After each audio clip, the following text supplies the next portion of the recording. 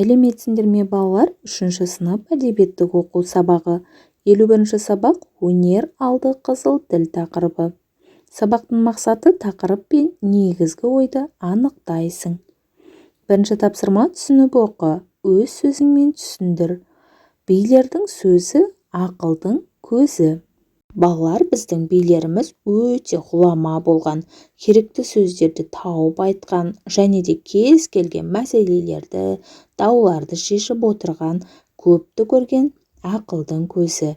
Бірнеше ғасыр бұрын айтып кеткен билердің сөзі ұрпақтан ұрпаққа тарап, ақылдың көзіне айналған. Келер ұрпақ тәрбиесіне шешендік өнердің алатын орны ерекше. Екінші тапсырма мәтінді тыңда. Әйтеке би қазақтың 3 биінің бірі. Бұхара мен Самарқан медреселерінде араб, парсы тілдерін үйренген.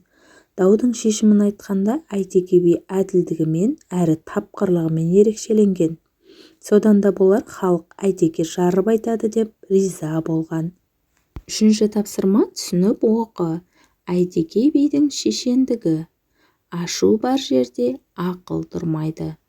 Ашу деген ағын су, алдын ашсаң арқырар. Ақыл деген дәрия, алдын тоссаң тоқырар. Кісіге бірге туыспау керек, туысқан соң сөз қуыспау керек. Сөз қуған пәлеге жолығады, жол қуған олжаға жолығады. Ағасы келсе ардақтап атын байлағандай, қонағы келсе құрметтеп жайлағандай. Тындырымды інісі болса, қанат құйрығы сай болып, ағаның алар тынысы болса, көңілі жай болып, інінің міндеті басқару, ағаның реті бас бағу емес пе? Екі адам керіссе, оның арты қызыл шоқ. Серік Негемовтың шешендік сөздер кітабынан алынған. Төртінші тапсырма Әйтеке бидің шешендік сөзін сәйкестендір. Ашу деген ағын су, ақыл деген дәрия. Сөз қуған пәлеге жолығады, жол қуған олжаға жолығады. Бесінші тапсырма Әйтеке бидің әр нақыл сөзіндегі тақырыпты анықта, негізгі ойды білдіріп тұрған сөйлемді тап дейді балалар. Бірінші сөзде тақырыбы ашудың зияны, негізгі ой ашуланған адамның ақылы тұрмайды.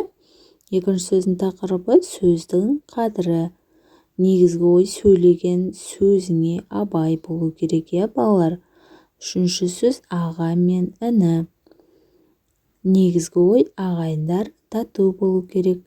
Төртінші сөздің тақырыбы сөзге тоқтау, негізгі ой жігіттің жақсысы дұрыс сөзге тоқтай білгені. Алтыншы тапсырма Әйтеке бидің шешендік сөздерін жаттап алыңдар. Жетінші тапсырма Әйтеке би туралы не білетініңді анықта. Төмендегі кестеде берілген мәліметтерге иә жоқ деп жауап жазамыз. Балалар, бірінші Әйтеке би медреседе оқыған. Иә, араб, парсы тілдерін жақсы білген. Иә, Әйтеке қарлығаш би атанған. Жоқ, халық Әйтеке жарып айтады дейді. Иә, 25 жасында кіші жүздің бас биі атанған. Иә. Ал балалар, осымен біздің сабағымыз аяқталды. Сендерге барлық тапсырмалар түсінікті болды деген ойдамын.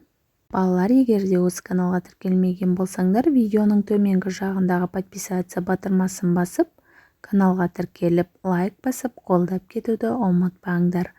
Келесі жаңа сабақта кездескенше сау болыңдар.